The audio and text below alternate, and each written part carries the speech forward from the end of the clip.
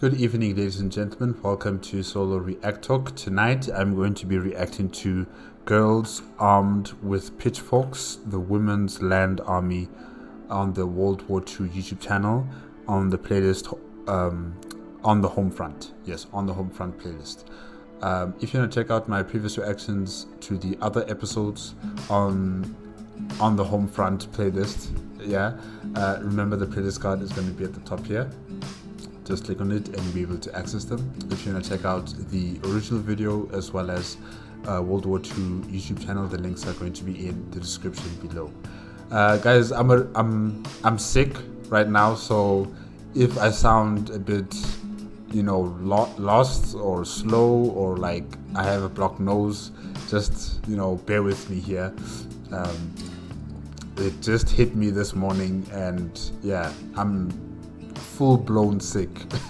for a few hours I was in denial. I was like, oh no, this will just go away, but it's not going away. It's here to stay. So yeah, my nose is blocked, and my head, I feel kind of a bit slow. Yeah. But yeah, let's see how far I can get with this episode. Let's start. Oh yes, if you want to check, did I say this already? If you want to check out the previous, if you want to check out this episode as well as World War II YouTube channel, the links are in the description below. I think I already said that. Yeah. You see now, I hate being sick. Okay, let's start. 3, 2, 1, go. What do you do if you're a young, unmarried woman in the UK at the beginning of World War II? The young men have gone to war. Your married friends are either with child or at home, worried about their husbands. Study? Well, you're a woman, so it's very unlikely that you have a place at university. Focus on your job? You could, if you are one of 32% of women who are allowed to have one. But more likely you're going to have to find something else to do. How about farming?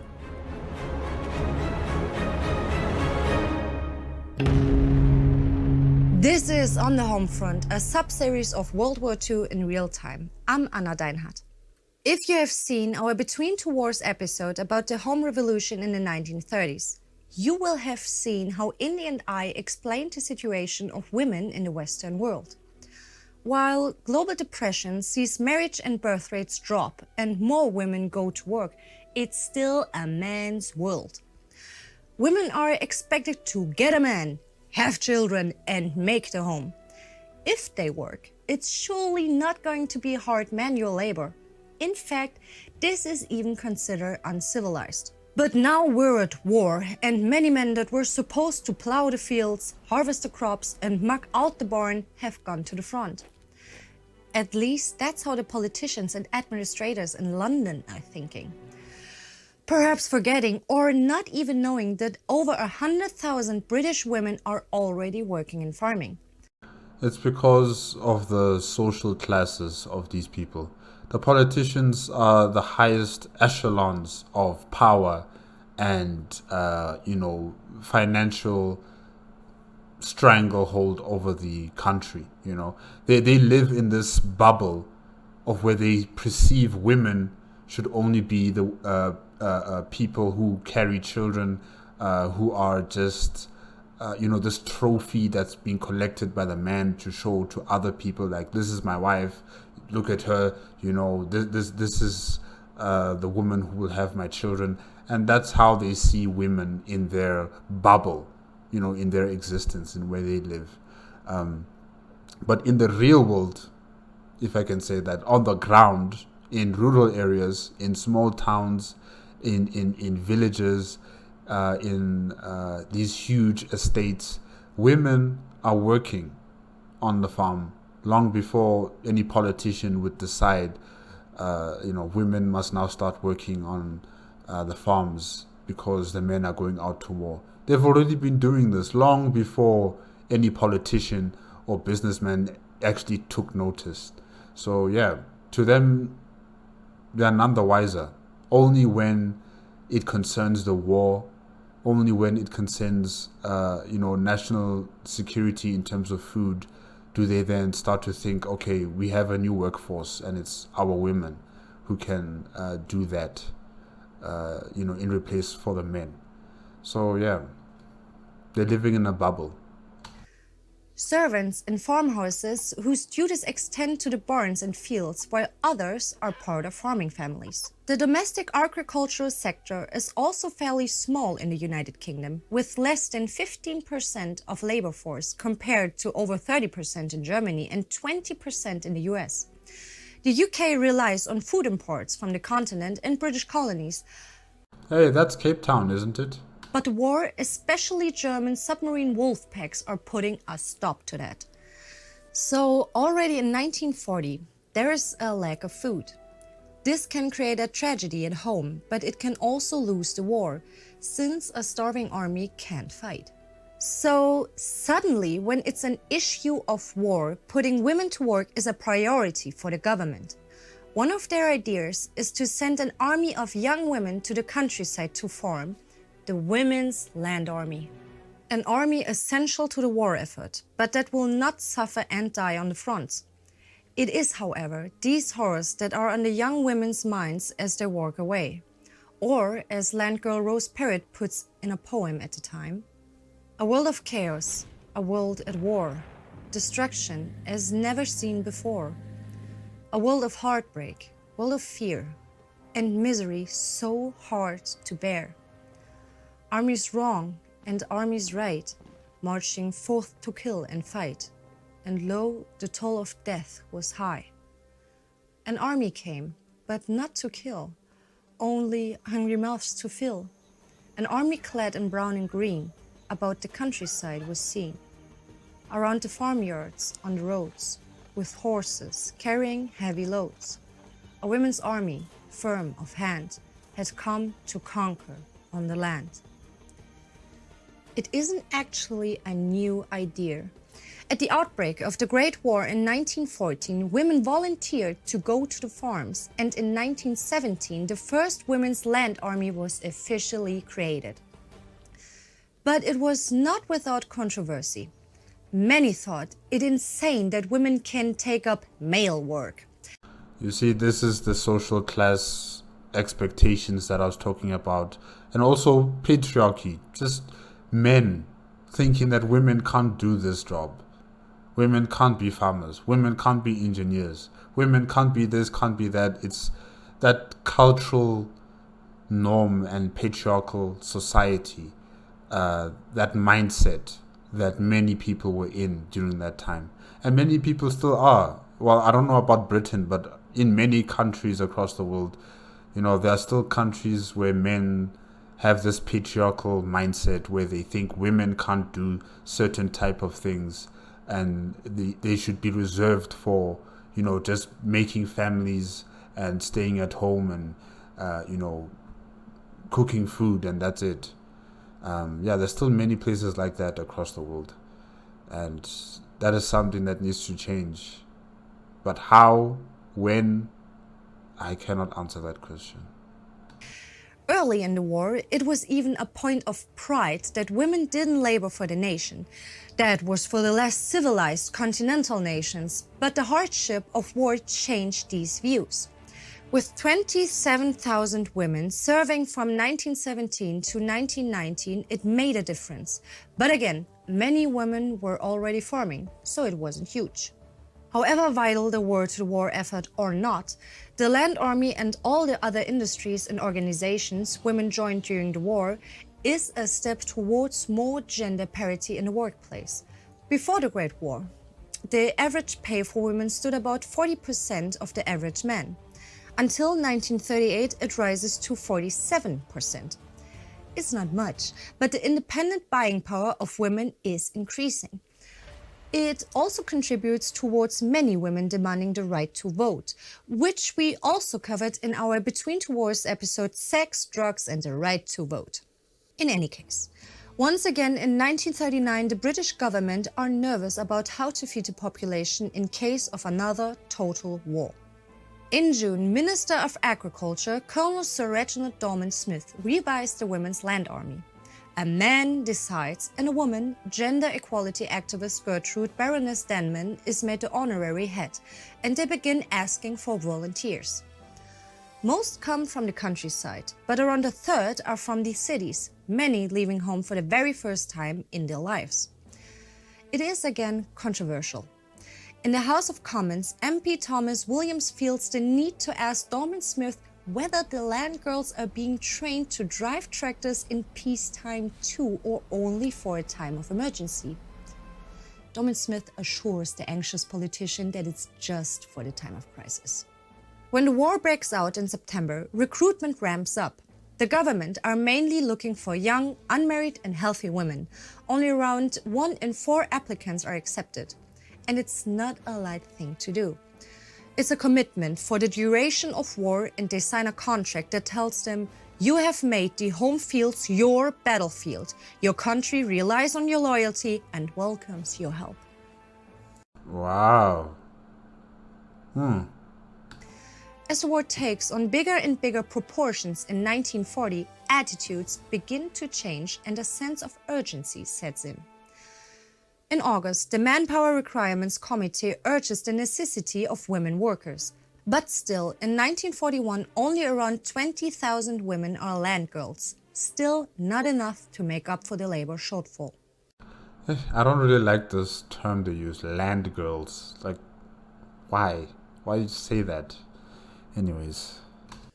Obligatory conscription for women will be introduced at the end of the year. But for now, social conservatism is discouraging many women from joining. The land girls are poorly paid, on average 38 shillings a week. 38? I don't think that was even enough money in those times to enjoy yourself with, 38? 9 shillings less than a male farmhand. And work is hard. 48 hours a week in winter and 50 in summer. Opportunities for social life are pretty rare. Or, as land girl Doris Una Ball will later write, by working hard, long hours, my colleagues and I were always too tired for much of a social life. The pay was a mere pittance and we couldn't afford to go out in the town. Nevertheless, we laughed and sang, I'll be with you in apple blossom time, White Cliffs of Dover, the sailor with the navy blue eyes, etc. I went to the pictures once a week with a farmer's daughter and an odd dance. My fiancé was posted to the Far East and I didn't see him again until the war ended. The hard realities of total war now means that victory can only be achieved with the help of these very young women. In the spring of 1941, the British government have realized this, and the following years will cement the Women's Land Army as a central feature of wartime culture. But again, when the war ends, this will at first be forgotten. The land girls will only receive official recognition as war veterans in 2008 after a campaign by former land girl Hilda Gibson. 2008? Man, they really did not care about these people who went onto these lands and to farm and to serve their country. Remember that speech, that speech that was written on the contract, saying that you are here to fight for your nation, you are here to plow the lands, to feed the hungry of your country. This is your duty. And now, when their service is complete, there is no recognition of their work. Only in 2008. Unbelievable. Who writes, back when life was black and white and not 1,000 shades of grey, a call went out for girls like us to join the WLA. To be alive at such a time meant living was intensified. New tasks, new hardship, joy and pain distilled into a sense of pride. We looked within ourselves and found a person we had never known, with qualities of inner strength and independence newly grown. From urban life to rural fields, from office, factory and shop, replacing men who left to fight and trust to us each season's crop. Remember us? We worked long days till hands were rough and backs were sore, giving our all and finding strength each day to give a little more. But rising in the morning mist and toiling in the summer haze, this time was ours, a job well done, we will remember all our days. The first memorial to the women who served will only be unveiled in 2012, a few months before Hilda passes away. This is not enough. They should have a monument made out of marble, having it stand tall in London or in all major cities, so that people remember that these are the women who fed you while the men were out there fighting. This is not enough. This is definitely not enough, especially the fact that it took so long for this to happen.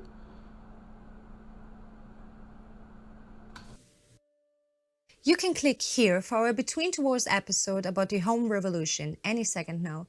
To feed our forces, we depend on the Time Ghost army. You can sign up on Patreon or timeghost.tv. Make sure to subscribe and ring that bell. And as poet Nikita Gill wrote, "And when they dare to tell you about all the things you cannot be, you smile and tell them, I am both war and woman, and you cannot stop me."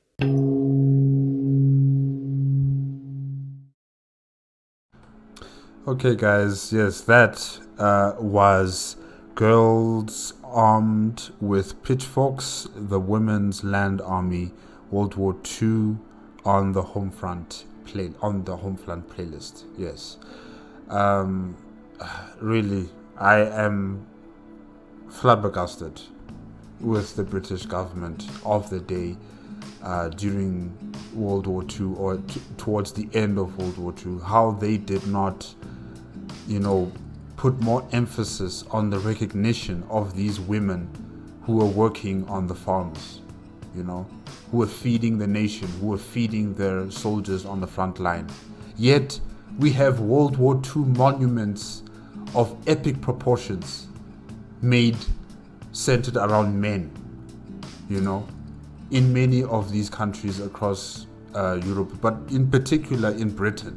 They have monuments for World War II, made out of steel and iron and marble. They have all of these things, but they don't, or should I say they haven't recognized the women who've been keeping this nation alive. And that was just a disservice to them, really. It's just so wrong.